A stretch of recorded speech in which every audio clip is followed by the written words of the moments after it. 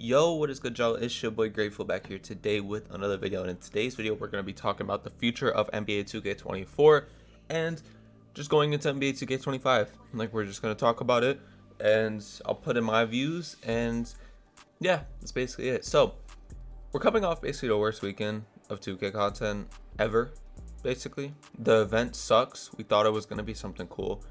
The content for my team sucks. Like, I was gonna say a swear word, but I don't think I could swear within the first minute. But yeah, it just sucks. Like, there's no other way to put it. I mean, it's saying that like these cards are in the player market, which they're not. I mean, you only got the pink diamonds. They're saying all the ovals are in there, but they're not. I mean, like, I don't know, bro. You just can't make up how bad and money hungry the content is. Like, I mean, it's just crazy to me. I mean, I knew that their sales were down because they reported that their sales were down, right? And I knew that their sales were down. I wasn't like, I think everybody kind of knew their sales were down. But I didn't know they were down this bad. Now, 2K itself, I don't think realizes that their sales are down because of them. It's all their fault that their sales are down. It's nobody else's fault but theirs. So, I mean, I guess that's a start. Like, it's just sad to see how bad the company has fallen, in my opinion, and I don't think that this will stop anytime soon. Now, the reason why, or like, some people are defending 2K, obviously, like, there's always going to be those type of people who defend 2K for some odd reason, but the problem that I have, especially with this content, is I get it that in the past we've had content like this, to where even like, let's say 2 years ago, they put in like this Kareem in packs and he'd be like a million MT, right? That's not really my issue with everything, because if you see cards like this Miles Turner is pretty good. Like this, the Jaylen Brown that came out is not bad. Like, he's very usable. And like, it's certain cards like Shea is very good. Like, what I'm trying to say? Like, there's a good amount of cards that are really usable from these, and they'd be so much cheaper on the auction house. I'm just telling you guys this. They'd be so much cheaper. Like, if you see a guy like, let's say, who am I trying to make this an example of? Like, you see a guy like Paul George right here, right? Now, Paul George has 3 different cards in the game.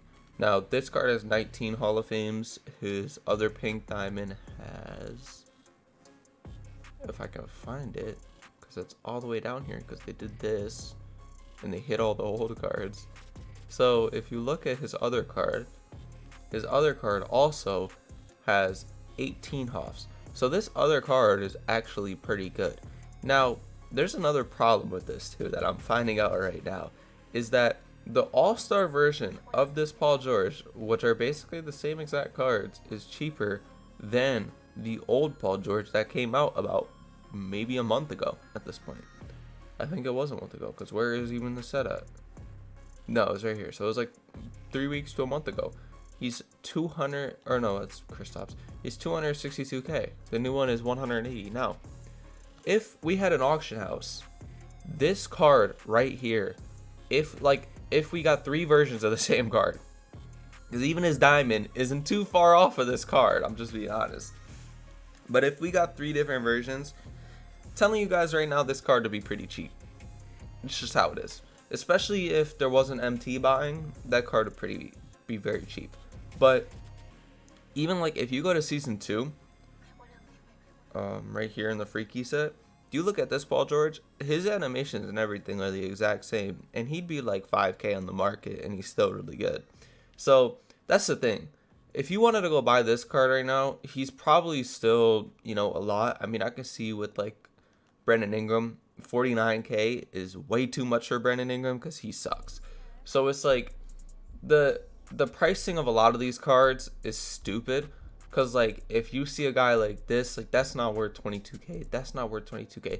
This is the problem with 2K. This is the problem with them running their own auction house. Like, I mean, because if we see a lot of these cards, like, these cards are like 49k each, right? all these cards would have been 5k or less on the regular auction house, which is what they should be. That'd make the game a lot more accessible to casual players if a lot of these older cards would be cheaper. It'd make a lot of sense for them to be cheaper. Like, even this 25th set, nobody locked in for this, but it's still a good 200k to lock in for this set. None of these cards are really too good, but they're usable, and if they were very cheap, a lot more people would play the game. You know, people are not trying to spend an astronomical amount of time or money on 2k.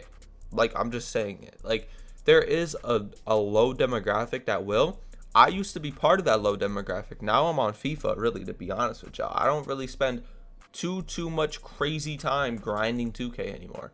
And the reason is because of shit like this. Like, if the game was better, and if the gameplay was half decent, and like the content was good and accessible to everybody, I think that this game would have been amazing. This game had a lot of potential with the player market and everything like that.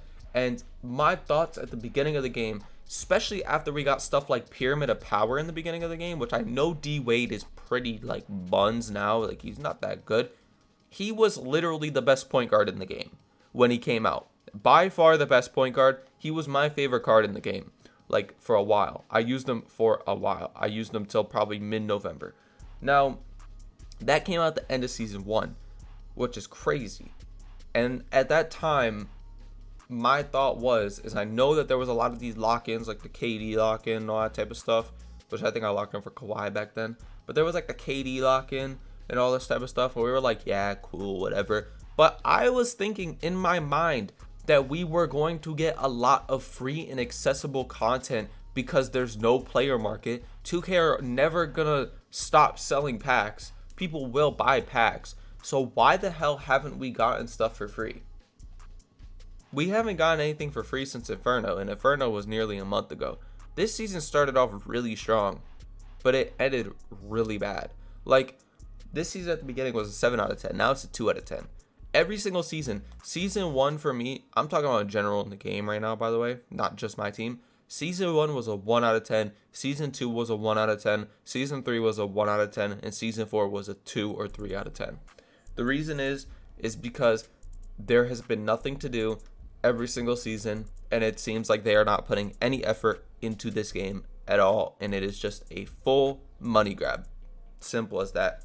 That's it. That's the whole video. Thank you guys for watching me ramble today. It's been your boy Grateful, and I'm out. Peace.